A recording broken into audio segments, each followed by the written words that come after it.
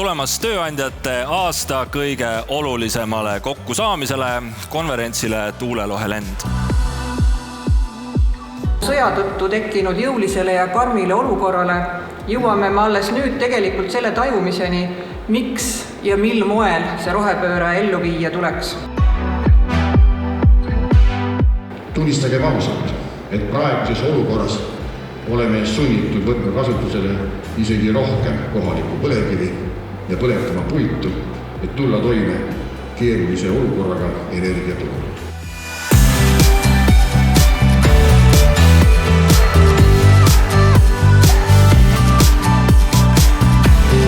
Rohepööre kindlasti peab saama hoogu juurde, sest rohepööre oma olemuselt tähendab ju sõltumatust.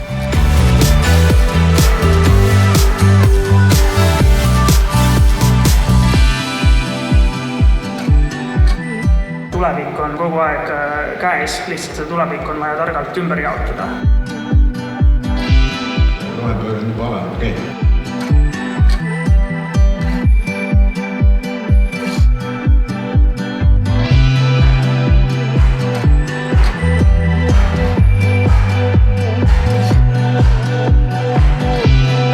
Tarbija käitumise muutumine rohelise suunas Skandinaavia näitel juhtub väga kiiresti.